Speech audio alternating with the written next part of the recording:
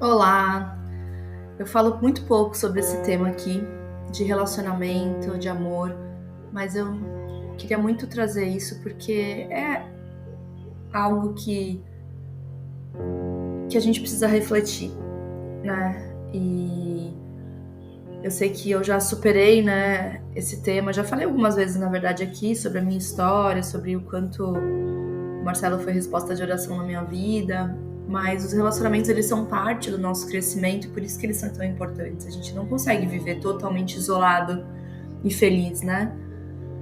Mas é necessário pensar o que nós esperamos desse tema, o que nós esperamos de relacionamento, da pessoa que vai estar mais próxima de nós. E uma coisa que eu sempre falei, e aí anos depois, agora já mais velha, eu ouvi de algumas pessoas também muito conhecidas, é que a escolha mais importante que você vai fazer na sua vida é a pessoa com a qual você vai se casar.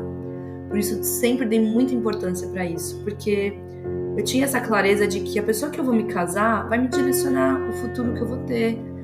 A pessoa que eu vou me casar vai moldar a minha vida, as minhas escolhas, as minhas vivências. Tudo vai passar por essa escolha. E tem pessoas que não pensam dessa forma, não fazem essa análise tão profunda.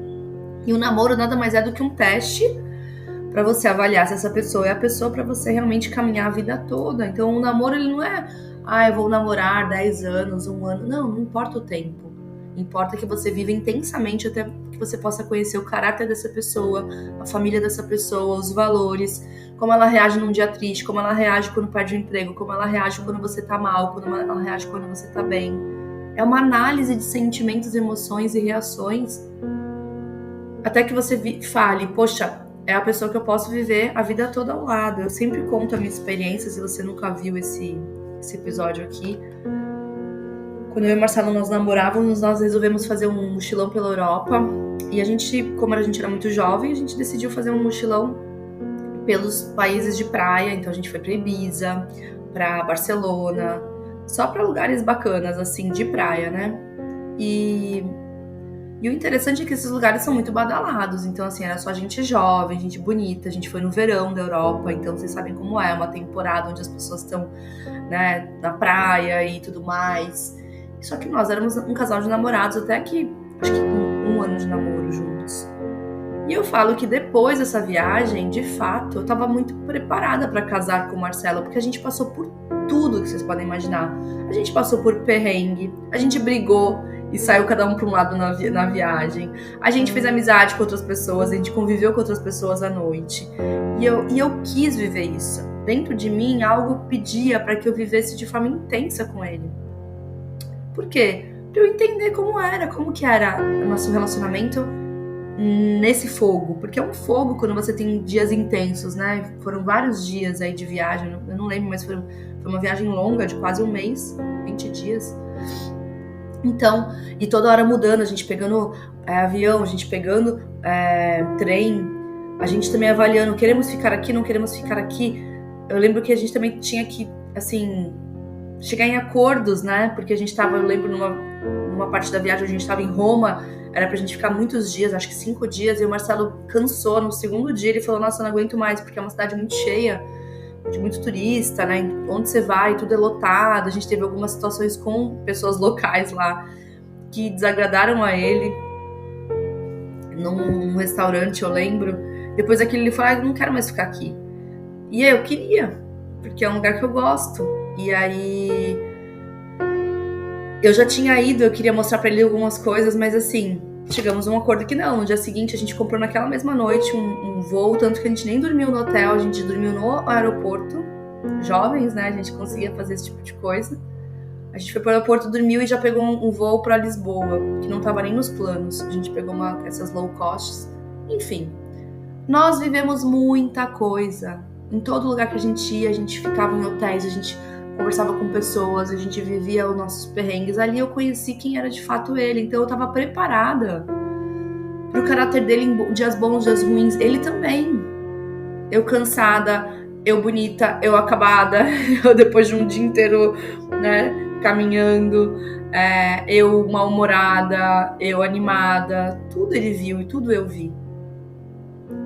Quando que é a hora de você dar um passo maior? Quando você realmente tem essa segurança. E às vezes a gente quer fechar também os olhos. A gente passa por um período como esse que eu falei, vê que a gente não gostou de várias coisas da pessoa, mas a gente segue em frente. Quantos casamentos, quando eu converso com a pessoa, depois que acabou, eu falo, mas como que era no namoro? Isso que tá te incomodando? Ah, era assim já. Oi? Então, você teve a oportunidade de visualizar a pessoa, como ela era numa situação, ou seja, você teve a oportunidade do teste, que pra mim namoro é um teste, nada mais do que isso. E você escolheu continuar, e aí a pessoa normalmente que faz essa escolha tem filhos, e aí os filhos estão sofrendo com aquilo que ela já conhecia desde o namoro. Gente, que coisa triste. Não faça isso. Se posicione em relação a relacionamento. É a decisão mais importante da sua vida. Você também é responsável por manter o padrão que você aceita.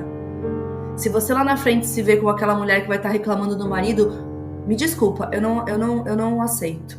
Porque se você conheceu, se você viu e você mesmo assim topou continuar, casar, ter filhos e tudo mais, não dá. Você é que se sentiu não merecedora de algo melhor. Você é que se silenciou. O problema é que esse relacionamento tóxico pode lá na frente afetar outras pessoas. A sua família pode ficar triste, seus amigos podem ficar tristes, seus filhos, né, se forem frutos dessa relação. Então o relacionamento começa, né, o relacionamento saudável, com uma versão atenta sua. O relacionamento saudável, ele começa em nós. Nós temos que estar saudáveis, nós temos que elevar a régua e só aceitar aquilo que nos faz bem, não abrir exceções, porque senão nós vamos colher aquilo que nós estamos plantando. E essa mensagem, ela foi bem direta, eu senti muito no coração de trazer esse assunto, espero que seja muito útil e edificante para alguém, e que faça sentido tudo isso que eu falei. Viva intensamente, sabe? Não pegue um namoro para ter um namoro morno. Viva um namoro quente. Faça tudo aquilo que você precisa para conhecer a pessoa, testar ela em diversas situações e a você mesmo, vocês dois juntos, para que aí sim você possa dar um passo à frente. Tendo a segurança, a certeza de, poxa, não, eu conheço esse caráter, né? Deus me confirmou também esse caminho, e aí eu tô segura de seguir em frente.